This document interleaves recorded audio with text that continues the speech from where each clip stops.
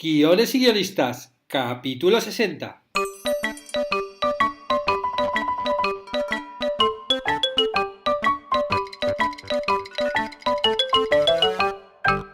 Buenas tardes a todos, bienvenidos a Guiones y guionistas, el podcast con el que todos podemos aprender a hacer guiones.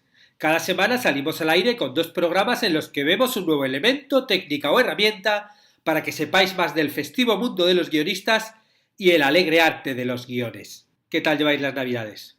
Bien, bien, ¿no? Supongo que bien. Yo la verdad es que aunque llevo ya 4 años viviendo en Uruguay, todavía no me acostumbro a las navidades en verano y estar aquí en pantalón corto, bañador. O sea, realmente aquí los que se visten de Papá Noel se mueren de calor bajo los trajes y las barbas y todo, ¿no? Es muy curioso ver cómo realmente el mundo de la Navidad, toda la estética de la Navidad es como del hemisferio norte y del frío, y aquí las costumbres se han trasladado, pero claro, aquí estamos en bañador. Muy curioso todo, la verdad. Y como las clases de guiones y guionistas no paran ni en Navidad, hoy los que están suscritos pueden disfrutar de una nueva lección del curso de desarrollo de personajes. Ya la novena, ya está acabando el curso y dentro de poco van a empezar cursos nuevos.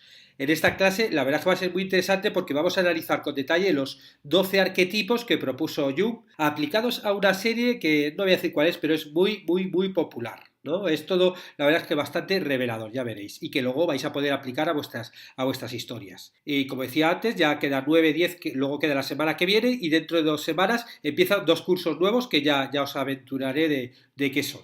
Y en el programa de hoy terminamos las aventuras de Teresa de Rosendo y Josep Gatell, que son 2 guionistas españoles que se echaron la manta a la cabeza y se fueron a Hollywood con el objetivo de entrar en una Writer's Room. Estoy hablando del libro Objetivo Writer's Room, las aventuras de 2 guionistas españoles en Hollywood. En los 2 podcasts anteriores, que aconsejo escuchéis a los que todavía no, que hayáis llegado a este por casualidad y todavía no hayáis oído los anteriores, bueno, pues os aconsejo que escuchéis los otros primero. Básicamente, en los 2 podcasts anteriores vimos cómo Teresa y Josep entrevistaron a varios guionistas y showrunners que les explicaron el sistema de trabajo en las series de Estados Unidos, vimos en sitcom, en dramas también, y consiguieron entrar al final en una writer's room. Sí, lo consiguieron. Pero, ¿habrá sido la única o habrán conseguido entrar en alguna más? Hay sorpresas de última hora, no digo más para no desvelaros. Y si el podcast anterior lo terminábamos con esta entrada fulgurante y exitosa a la Writer's Room, este nuevo, el tercero, lo comenzamos con una visita a un rodaje, al rodaje de The Bridge. The Bridge, la serie esta que está inspirada, bueno, es adaptada en una serie que es de Suecia y Dinamarca, de un puente donde aparecía una muerta en un puente justo entre dos países y toda la investigación policial. Y fueron al rodaje, bueno, casi un poco por casualidad, porque ellos enviaron como muchísimos mails a guionistas, showrunners, todos los contactos que iban recibiendo, les iban enviando mails, ¿no?, para contactar con ellos, y al final uno de ellos, el Good Rate, fue el que les contestó y cuadraron una fecha para ir a visitar al rodaje. Bueno, tuvieron que pasar todas las barreras de seguridad con el tema de la entrevista. No fue fácil, pero consiguieron meterse hasta el final y dieron con Elgut Reid, le voy a llamar Elgut, porque es amiguete ya. Y bueno, y nada, le vieron ahí en su sala, o sea, en su tienda con los auriculares, la silla de director con su nombre, ¿no? Y respondiendo a las dudas de la directora del capítulo y de todos los miembros del capítulo sobre las cosas que hay que rodar. Que es curioso cómo el showrunner también está ahí. Claro, también esto lo hacen porque el showrunner es como la voz única que está en toda la serie, que está ahí. Y por eso no es cuestión solo de jerarquías, de es el jefe, no. Es como que tanto los guionistas como los directores entienden que él es el que da el criterio, el tono, la voz a la serie, con lo cual hay que continuar, hay que preguntarle todo y hay que asegurarse que está todo en la misma línea de toda la serie. Esta directora probablemente no dirigiera otros episodios, con lo cual él es como la luz, ¿no? Él es el faro que ilumina hacia dónde hay que ir. Y de hecho le preguntaron a Elwood sobre la necesidad de estar en rodaje y él dijo que bueno, que a veces es tedioso, pero que no es lo mismo ver un guión en papel que en el set y que en ocasiones te das cuenta de que tu escena no funciona y que hay que reescribirla durante el rodaje. Tienes que estar seguro de que funciona. O sea, otras veces de repente alguien puede no entender el significado de algo, de una frase, una acotación, y claro, él está ahí como para resolver todas las dudas. Allí en el rodaje también estuvieron hablando con la script y que era una chica puertorriqueña que es curioso porque realmente estaba allí por ser puertorriqueña, ¿no? Bueno, además de ser script. Porque, claro, como ella tiene un origen latino y controla el español más o menos, se encargaba un poquito de vigilar los acentos y matices con los que hablaban los actores, ¿no? Para que se adecuasen lo más posible a la realidad. ¿Por qué? Pues porque, bueno, nosotros, todos los latinos, nos damos cuenta claramente cuando algo está hecho con un acento mexicano o un acento cubano, por ejemplo, o español, ¿no? Pero claro, ahí en Estados Unidos no lo tienen tan claro y ya se dedicaba un poquito a controlar todo eso. El siguiente paso en su aventura fue un encuentro con un guionista freelance, con Lawrence H. Levy, que bueno, este guionista, tipo que es ya bastante veterano, ¿no? Lleva más de 30 años escribiendo comedia. Ha estado en series como Salvados por la Campana, Roxanne, Vacaciones en el Bar y Chan Chan Chan Seinfeld. Y claro, se pusieron a hablar un poquito con él para que les hablase de la comedia, del sitcom y de cómo es el trabajo en este tipo de series, ¿no? Lawrence les explicó que es súper importante y más una comedia que haya un buen ambiente para que el proceso creativo sea lo mejor posible, ¿no? Porque en el fondo, si tú tienes miedo a proponer ideas en una writer's room, empiezas a pensar dos veces antes de hablar y al final acabas por no decir nada, ¿no? Con lo cual es fundamental crear un ambiente agradable para que la gente vaya proponiendo cosas. Y él es curioso porque decía que esto es más fácil hacerlo en drama que en comedia. Porque en comedia el ambiente era más competitivo. Como que todo el mundo quería lanzar el mejor gag, el chiste más gracioso, y había un poquito ahí como de pique, ¿no? Que en drama dice que eso no pasa, ¿no? Y después hablaron, como no, de Seinfeld, ¿no? De su etapa de Seinfeld y de cómo era el equipo de guionistas de Seinfeld, ¿no? Claro, Seinfeld, bueno, y ya veremos más adelante con las series en las que trabaja Aaron Sorkin. Claro, luego depende mucho de los creadores, ¿no? No siempre es algo tipificado de todas las writer rooms son así. Depende bastante del showrunner. Y en Seinfeld tenía un equipo de guionistas de 8 personas, pero el sistema era muy sencillo. Todos los guionistas pichaban propuestas a Larry David y Jerry Seinfeld, que eran los que luego iban a decidir lo que sí o lo que no, ¿no? Y las propuestas podían ser, había que hacerlas en una o dos líneas y luego ellos decidían si sí o si no. De hecho, Lawrence él les picheó la idea de un episodio que se llama el Mango y que, bueno, funcionó y consiguió escribirlo, ¿no? Y eso que él era freelance, que no estaba en la Writers Room. El capítulo del Mango, la línea para que veáis era tan sencilla como él nunca tuvo un orgasmo estando con Jerry. Y a partir de ese logline consiguió picharles la idea de la serie, ¿no? Él, bueno, se puso a pensar en la idea y a partir de un agente consiguió contactar con Larry David, le contó las premisas, le gustó a Larry David y, bueno, aceptaron la idea del freelance e invitaron al freelance a la sala, a la Writer Rooms. Allí desarrollaron junto con los guionistas el resto del episodio y luego el freelance se iba a su casa a escribir el episodio. En el caso del Mango, del episodio este, fueron 5 días. Después le dio el episodio escrito a Larry David y él hizo la última versión. Claro, Seinfeld era un caso raro respecto a las demás series, porque que otras veces las reescrituras también se hacen grupo. Aquí no, aquí de todo esto se encargaba Larry David. Por eso, aunque había 8 personas escribiendo, la serie realmente era de Larry David y se notó en la últimas temporadas que se fue y claro, por más que metas guionistas, ahí el toro suyo era tan importante, ¿no? Su influencia que no se podía suplir. Sobre el acceso al mercado, dice que, bueno, que ha cambiado bastante con los años. Antiguamente los guionistas, antes de entrar, escribían el capítulo de la serie en la que uno quería trabajar como muestra y se lo acababas enseñando a gente de otras series, ¿no? No a gente, porque luego hay muchos que no querían ver, muchos productores no querían que les dieras episodios de su misma serie por si luego ellos estaban trabajando cosas parecidas en la serie o habían grabado, que luego no hubiera problemas de, oye, tú me lo has presentado y tú me has copiado, ¿no? Bueno, pues para eso es como, preséntame uno de una serie parecida y ya con eso lo veo. Pero últimamente esto está cambiando, porque muchos showrunners lo que están buscando son voces únicas, con personalidad, y claro, para encontrarlas, lo que le piden a los guionistas aspirantes es material inédito, que demuestre cuáles son sus capacidades. Entonces ellos preparan guiones y pilotos de series propias creados por ellos mismos y a partir de allí les eligen. Resumiendo, para Lawrence, el trabajo de un guionista consiste en escribir lo mejor que uno o una pueda para la serie o programa donde se trabaje, sea cual sea. Si es una serie juvenil, debes escribir la mejor serie juvenil que puedas y ajustarse a sus personajes y tono. Y si es algo más sofisticado, lo mismo. Debes escribir la mejor serie sofisticada posible y ajustarse a sus personajes o tono. Esto es algo que, bueno, yo creo que hablé de ello, fijaos, en el primer podcast de todos, en el podcast presentación, que en el número 1, en el que hablaba un poquito de lo que es ser guionista, cómo realmente para mí es esto ser guionista y sobre todo no si estás empezando, sino si tú para hacerte una carrera larga tienes que tener mucho poder de adaptación para escribir qué es lo que se necesita cada proyecto, sea una película, un concurso, un reality show o una webserie. O sea, hay que saber adaptarse al tono y a lo que necesita cada producto.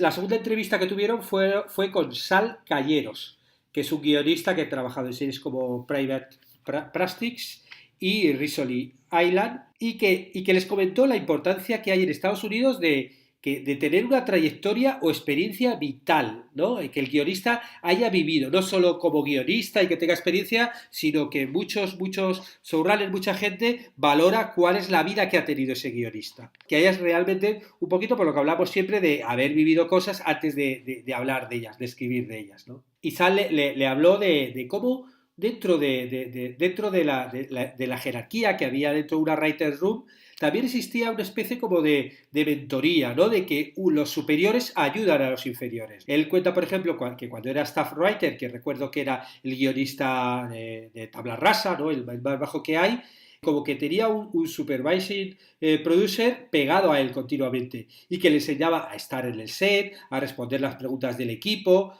y que él aprendió viéndolo, ¿no? Y aprendió, y luego aprendió también de casting con el productor ejecutivo, con el director, o sea, como hay muy esa cosa de trabajar todos juntos y que la industria, o sea, hablando de industria, lo que es los compañeros que están por encima de uno en la jerarquía, quieren que subas de nivel para que en el momento dado alguien pueda delegar en ti, ¿no? Que tú subas ahí y que de repente, pues si el showrunner se va a llevar otra serie, pues el segundo suba a showrunner y cada uno pueda subir, ¿no? Por eso cada vez que una serie se renueva, como que cada uno sube un grado, ¿no? de su estado. Y para eso tiene que confiar en ti.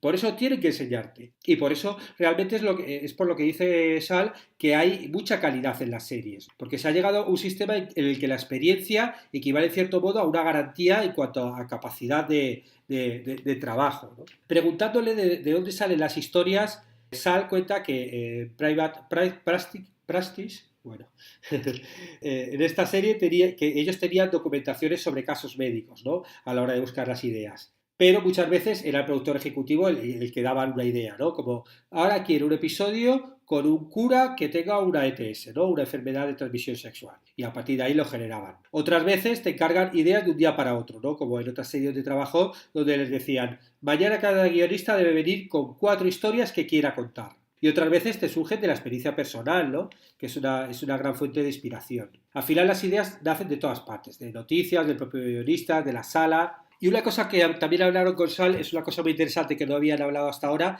que es el tema del paro.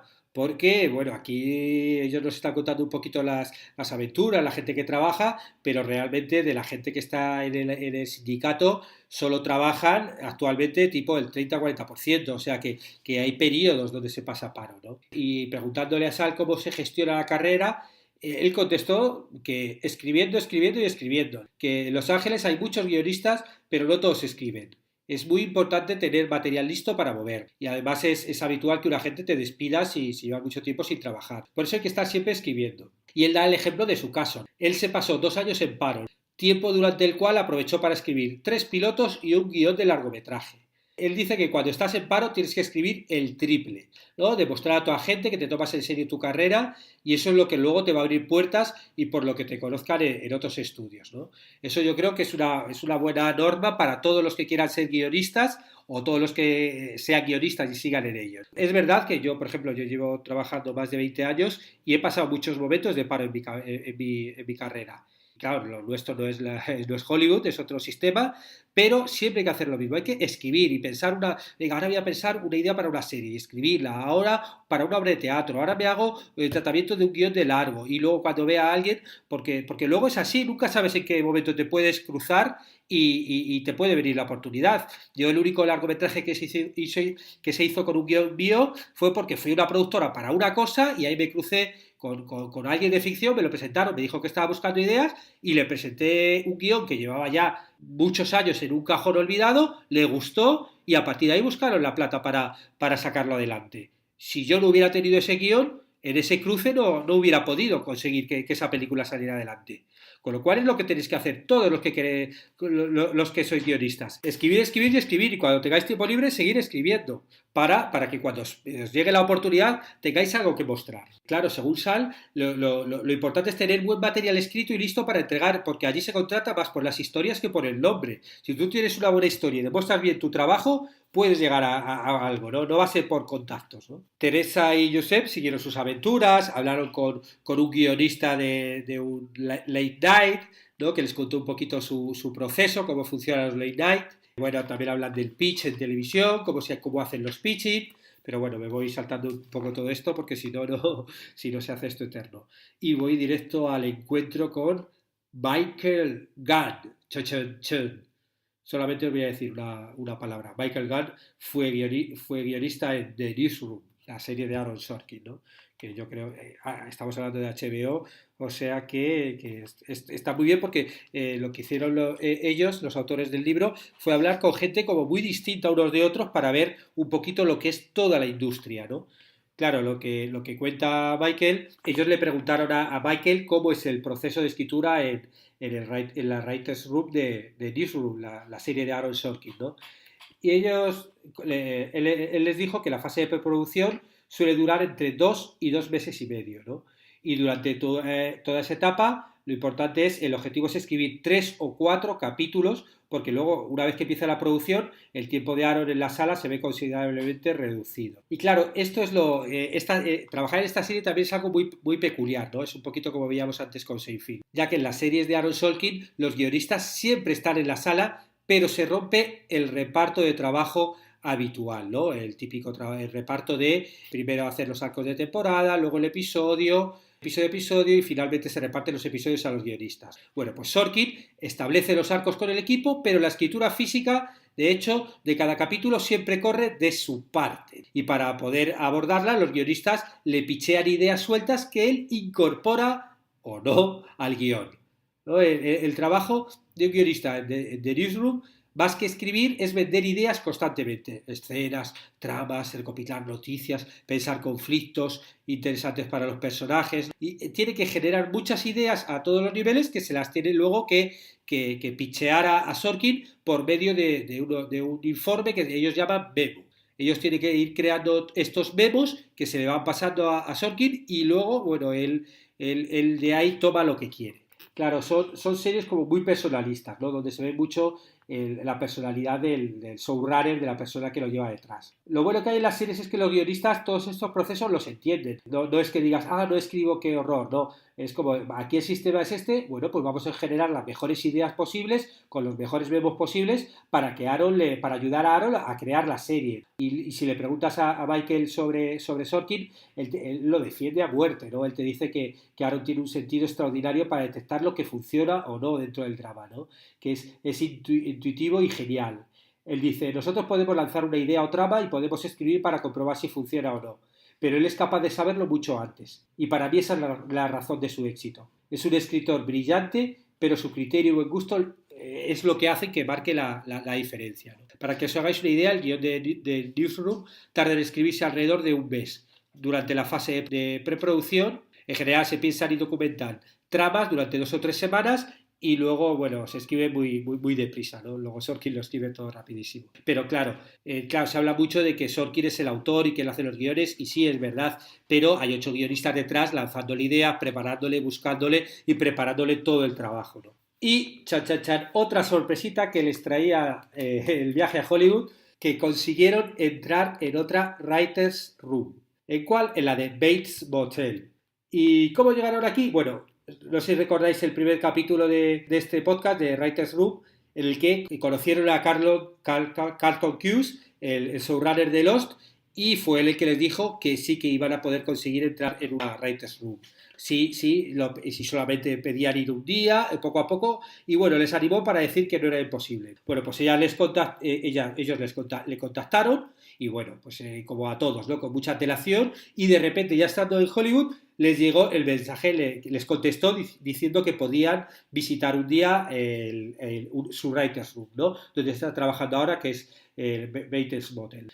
Y les puso el requisito de todos, ¿no? Podéis hablar del proceso, pero en ningún caso sobre las historias y tramas que se discutan en la sala, ¿no? Bueno, ellos como siempre fueron tan felices allí al Writers Room, y lo primero que hacen es describir la sala, ¿no? Y como siempre se flipan con que no haya ordenadores, solo haya blogs, papel, bolígrafos. O sea, lo importante es que nadie se distraiga buscando algo en Google, ni a ver vídeos de YouTube, no, estas cosas que hacemos tanto. Bueno, el único ordenador ahí es el del Writer's Assistant, que es el que va tomando notas de todo lo que va pasando. También describen las paredes, donde está toda la información de la serie en 3 grandes murales. En un lado están los tarjetones agrupados por personajes, ¿no? Las columnas de personajes con los grandes hitos de la temporada repartidos por capítulos.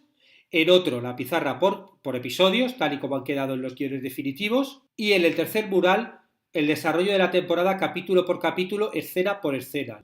Y bueno, la mitad estaba casi en blanco. En esta serie, cada capítulo está dividido por un teaser inicial y 5 actos. Claro, los guionistas americanos siguen una estructura en 5 actos porque saben dónde irán los cortes publicitarios. Pero lo curioso es que hay series que son premium, que son sin anuncios, que van a ir para Netflix, que van a ir para HBO, que van a ir para canales que no tienen publicidad, pero también mantienen los 5 actos. ¿Y por qué lo hacen? Porque así se garantizan de que va a haber muchos cliffhangers, de que va a haber muchos plot point, va a haber muchos giros en la trama. Si tú haces tu serie de 50 minutos, 50 y tantos minutos, 60 minutos, en 5 actos te garantizas que cada 10 minutos vas a hacer un punto de giro potente, algo que te va a mantener a la gente enganchada en la serie. Por eso mantienen esta estructura aunque no tengan publicidad, ¿no?